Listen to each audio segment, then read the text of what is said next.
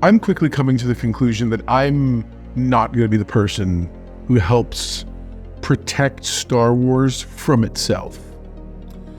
It's taken me a day or two I've been trying to process all this, and it's not good. So we'll get all into it right now and talk about it. The episode's not bad for the reason everybody else says it's bad. I'm not going in on these are genuine criticisms, and hopefully you'll see that too.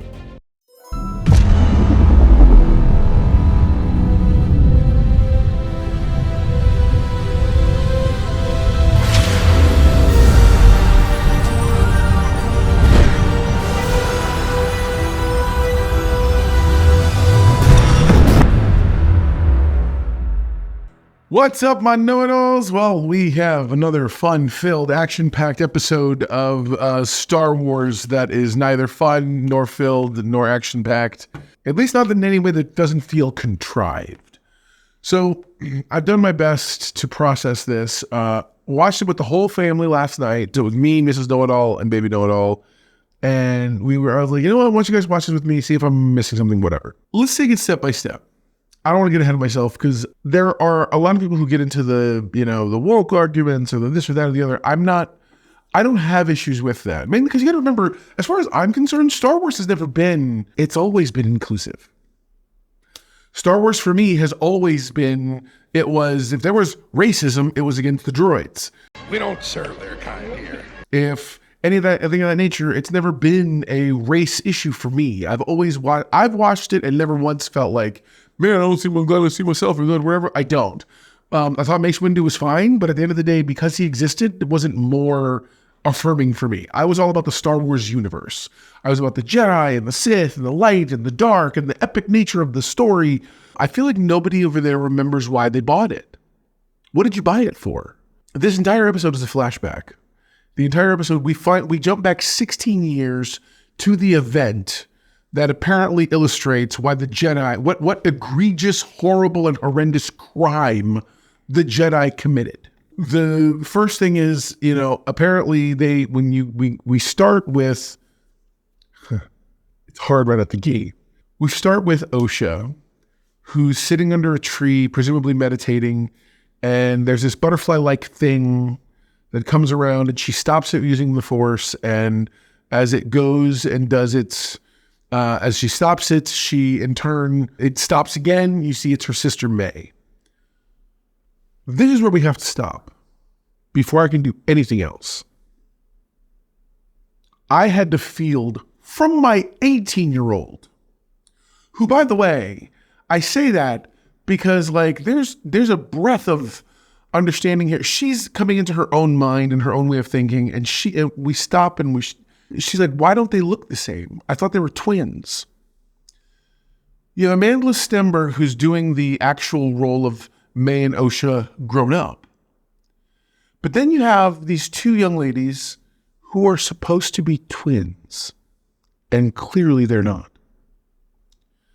And this is a very delicate subject for me, because as I'm watching it, I sit here and I say, well, what's going on? For Baby Know-it-all, the question was, why would you cast two different girls? Why didn't you just have one girl play both parts? And I understand maybe the girl wasn't talented enough to want to play both parts, whatever. Or not talented enough, but experienced enough. Sorry, talented enough was rude, and that's not what I mean. Because, by the way, the acting is another thing in this entire episode. All of the acting is terrible. Nobody is doing a good job acting. Saul is trying to, the gentleman who was in Squid Games, he plays a younger version of the same character. Jedi Master Saul.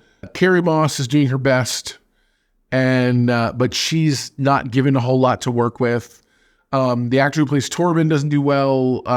We're still, Discount Chewbacca is still just making noise with no subtitles, so we have no clue what he's saying or any kind of empathy he's giving. But these two young ladies are doing their best with what they have. They're not good actors, at least especially not in this context. That's not true. The young lady who plays May does a really, really good job. I'm sorry, who plays May does a really good job. And she frankly should have played both. But I understand if she wasn't capable of it. The problem that I have is it feels like the first question I had was, was this choice consciously made? Did a casting director look at because it can feel, what I'm hoping is that a casting director didn't go, well, they're both black little girls, it's fine, it should be fine. That would feel grossly insensitive. And I don't think it's that. At least I'm praying it's not that. Because again, so that's my first big hurdle that I had to jump over. And I hit it every time one of them was on screen. When both of them were on screen, it was that much worse because they don't look alike at all. And that's a problem. Big problem. Especially because they're played by the exact same actress who literally has the same affectations and looks the same identically in the future. So it's hard to say, because I know there's sometimes where identical twins, one will become thinner, one will become pudgier, one will whatever, this or that or the other. That's not the case here. Both these young girls have very different nose lines, cheek lines, jaw lines. They don't look like the same person at all. And it feels really racist to think that they do. At the very least, tell me so. And I don't know. It's just, and again, with all the facial whatever technology and everything else, you couldn't do anything to try to make them look similar at all. Heck, hire actresses who are twins, who actually are twins, would have been better. They're only in this scene, in this episode rather. I mean, you might say, yeah, it just, again, it feels way off. Especially when you saw the flashbacks with OSHA, it was the young actress who plays May in this plays May in the flashbacks that OSHA was having as an adult. So it's all of a sudden, and you didn't see that because May didn't have any flashbacks. So you weren't able to preempt us or pre-prep us for the fact that these two different actresses were going to be playing the same person or attempting to play the same person badly. So there's that. Then we get into their mothers. That isn't a big issue for me. That isn't a stepping stone or a tripping stone for me. There are a lot of people out there who want to make that an issue. I could care less. I really could. In terms of them having two mothers, I don't care. What I care about are the fact that there's two issues at play. One, they redefine and recontextualize the Force in a way that's never happened. Now, I've read more than my fair share of reviews online. All day today, because again, I've been trying to process what I was feeling and trying to see if anybody put it better into words. And there's one gentleman online who he explained in a thread that, well, I mean, if it's the lens in which you're seeing them through, and if this, George Lucas it was very Occidental mythology, i.e., Arthurian legend melded with samurais that brought the whole idea together, and so this is just another in the world. There are other people who see and connect to their religion and spirituality and whatever. We have had over 40 years of mythology and 40 years of understanding of how the Force works. To say nothing of every single thing that exists in legends. Now, Disney made the choice, Disney made the choice consciously to say, well, none of that exists, we're going to start brand new. Fine. But you can't erase it from our minds. So what you have is a built-in audience for a property that you wanted, who has already a fundamental understanding of how this universe is supposed to work. And you want that audience who's been spending billions for decades on it in order to fuel everything for you. But then you don't give them that.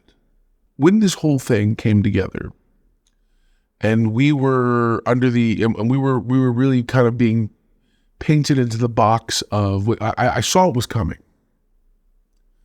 And I was like, wait a minute, what's going on now? So these call themselves witches, which is nothing new to Star Wars. So pretending this is some big open, it's all these women and female. We've had women in Star Wars forever. We've had female Force users, because I refuse to refer to it as the thread. Female Force users forever. The Witches of Dathomir are a great example. And there's other examples littered throughout Star Wars. So these witches refer to the Force as a thread that can blah, blah, blah, blah, blah, whatever. They were trying to recontextualize the whole thing. I just wasn't a fan of the way it just felt off and wrong. And even partway through, even the beginning, we hadn't even gotten to the testing yet. And Mrs. Know-It-All looks at me and goes, "What am I watching?" And I said, "What do you mean?" And I paused it and I said, "What do you mean?" And she goes, "This isn't Star Wars." She's the hardcore Star Wars fan in the family, not me. I've adopted a lot of it because she's adopted Star Trek and loves the things that I love. But at the same time, I've really embraced Star Wars as a fandom because of her. So to hear her even question, what am I seeing? Because it was confusing. By the way, she's not been a comic book, a animation, or book reader of Star Wars. She strictly knows the movies and whatnot. And so she's had a lifetime of understanding of that stuff. So she's not even into all the other ancillary material I'm talking about. And even she was confused by everything going on. The writing is poor, very poor. On top of the writing being poor, the acting was bad, top to bottom. Nobody's doing good acting in this thing, at least not that I felt. Here's the other thing too. Please understand, if you like this, that's awesome. I want you to enjoy it. I want people to enjoy things. I am a channel about enjoying things. I do not like, in any way, shape, or form, giving a negative review. And truthfully, my review isn't negative per se, other than to say that I just don't know what's going on. Because this doesn't feel like Star Wars. I see the trappings of Star Wars, but they feel like lampshades. They feel like, here's your Jedi, here's your lightsabers, here's your Wookiees, here's your droids, here's your Coruscant, here's your, but none of it, the heart and soul is missing. This reminds me of She-Hulk. I love She-Hulk from the comic books. Love her. Love everything about their stories. Love the irreverent style. Love it all. And the TV show felt like it was written by people who didn't understand who or what She-Hulk was, but wanted to try to tell me how She-Hulk is. So this feels like this is written by people who have no concept or understanding of what Star Wars is and are insisting on telling me what Star Wars is. And I take umbrage with that. I have a problem with that. Further into the story, you find out that the girls have to go get tested. Clearly there's an issue. May and Osha don't want the different things. Osha apparently wants to become a Jedi, or at the very least is not subscribing to her family's mentality, which I saw the allegory at play there. I see what message that is. You know, parents respect your kids' wishes and all that and stuff. And I get it. I get that. It felt a tiny bit preachy at times, but at the same time, I was able to roll past it. Those things didn't speed bump me as much as the Force stuff and all that other nonsense. Because here's the next part of all that. Come to find out, these girls' mothers, one of them carried them to term. These identical twins were not identical. The other one, with the help of the Force, the thread, created them. I carried them. I created them. And what happens if the Jedi discover how you created them? Okay, so the Star Wars fan in me goes, wait, time out, hold on. All right, so this is me in the edit.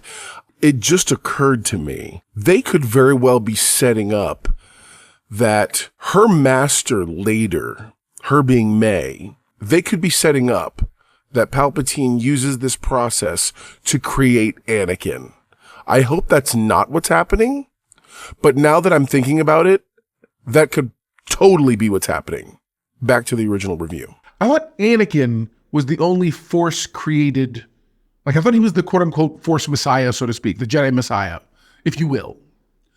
But now we find out that 100 years before Revenge of the Sith, there was another Force birth of some sort. It feels like it flies in the face of those established stories and established things we know. And it's not even clever about it. Like, it's not even clever about wanting to, we're going to undermine, we're going to subvert, we're going to this and that. The Star Wars you know is not what you know. Why? Because that's what I paid for. That's what I'm here for. If I went to a store that I knew sold the best hamburgers in the world, the best, and then one day they put an unburger or a veggie burger in front of me and tried to sell me that that was a burger, I don't care how good it looks. If it isn't the same burger that I want, why do I stay? I'm having a very hard time deciding whether I want to keep reviewing this because it's quickly not becoming Star Wars anymore that I recognize. It has nothing to do with the message like other people are arguing about. I don't care about that. That stuff is minor to me. I don't care about the fact that girls had two mothers. I care about the fact that some racist casting director decided to put two black girls because, oh, they're both black, so they must look identical. That feels racist to me. But I could care less about them having two mothers. I really could. That's the least of my concerns. I care about the fact that they're choosing to disregard the decades and decades of material that exists and the fundamental understanding many of us have. The other thing is this. All of this is killing the franchise. People don't... Who wants this? Who wants this? I feel like the people asking and demanding for this material are people who don't really watch Star Wars to begin with. And so it makes me really... Because you can't fundamentally have it understood. Like, why do you want to deconstruct... If Leslie Headland is such a Star Wars fan, as we've been told and led to believe, why does she want to deconstruct the thing? And why does she not understand the fact that there's always been female representation? There's always been strong, diverse casting. I don't like where it's going. And my concern is that it's being written poorly. They're changing and altering Star Wars fundamentally as... I'm talking about itself. Star Wars, we understand. I could care less again about all the other nonsense. I'm having a very hard time with this. So comment below. Let me know if I should even keep reviewing these, because at the end of the day, I may just do a recap at the end. But for right now, I'm not okay with the direction they're going in. It doesn't make any sense to me. I'm having trouble with that. So I'd love to hear more about what you think. In the end, there's the two girls take a test. So the issue becomes that May lies so that she does not pass the test. And we find out that Osha is she's very honest.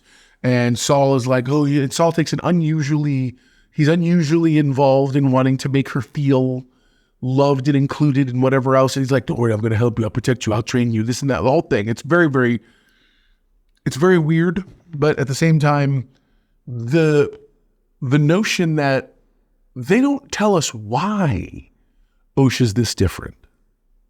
She just is. If she's grown up in this environment, surrounded by this environment, has known little to nothing about the outside world, why does she want to be a Jedi? Why does she want to change her path and her direction? Why? By the way, that's just storytelling 101. That's just someone having a comment on, I want to tell the story that we want it to be, whatever. That's what that is. So I'm trying to understand myself, what are we doing here?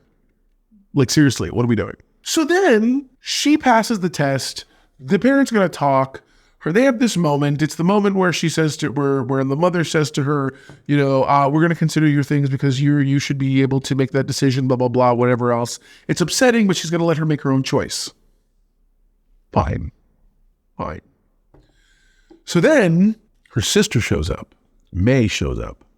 May gets angry with her. May locks her in her room and grabs a candle, a torch, little candle, whatever, and throws it against the door, setting a metal door on fire, catching apparently somehow the electrical whatever's on fire.